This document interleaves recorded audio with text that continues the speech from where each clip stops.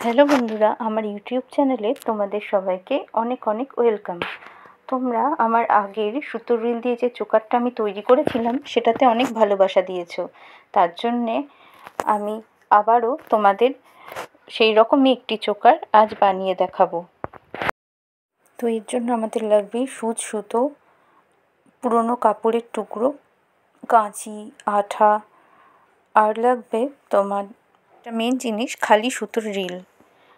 তো দেখো, ফার্স্টে আমি এই সুতোর রিলের গায়ে ভালো করে ফেভিক্রিলের আঠাটাকে লাগিয়ে দিলাম। এরপরে যে কাপড়ের টুকরোটা আছে সেটা দিয়ে এই সুতোর রিলটাকে ভালো করে পেঁচিয়ে নিতে হবে। পেঁচানোর পরে যে এক্সট্রা টুকরোটা আছে ওটাকে আমি আঠার সাহায্যে এর গায়ে আটকে দিচ্ছি। তো চলো তোমরা দেখতে থাকো, আর কেমন লাগছে অবশ্যই কমেন্ট করে জানিও। তো এবার দেখো যে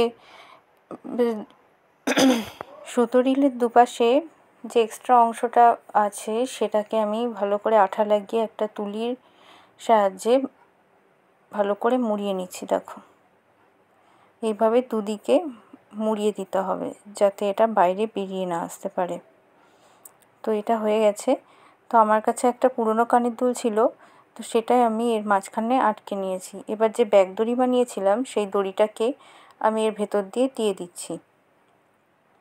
তো আমি বাড়িতে কটন বল বানিয়েছিলাম দুটো, তো এই কটন বলটাকে দুদিকে আটকে দিলাম। আর এরপরে আমার কাছে একটা পুরনো ট্যাগ ছিল, তো ওই ট্যাগটাকে ভালো করে আমি সুতো পেঁচিয়ে নিচ্ছি, কারণ আমার এই চোকারের আমি ট্যাসেল বানাবো। আমার ভিডিও যদি তোমাদের ভালো লেগে থাকে তাহলে অবশ্যই লাইক, শেয়ার আর সাবস্ক্রাইব করে দিও।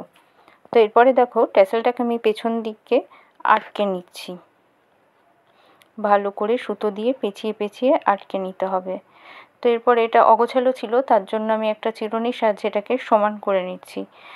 আর পেছনের যে অসমান অংশগুলো আছে ওগুলোকে এবার এই চিরুনি দিয়ে সমান করার পরে এবার কাঁচি দিয়ে আমি এগুলোকে কেটে দেব যাতে দেখতে ভালো লাগে। তো আমাদের তো সুতোর রিল দিয়ে চোকার তৈরি হয়ে গেল। এর আগেও আমি বানিয়েছিলাম, তোমরা অনেক ভালোবাসা দিয়েছো, আশা করি এটাও তোমাদের ভালো লাগবে। তো দেখো আমি এটা পরেছি, কেমন লাগছে জানিও, আর ভালো লাগলে সাবস্ক্রাইব করে দিও। Tata, thank you for watching.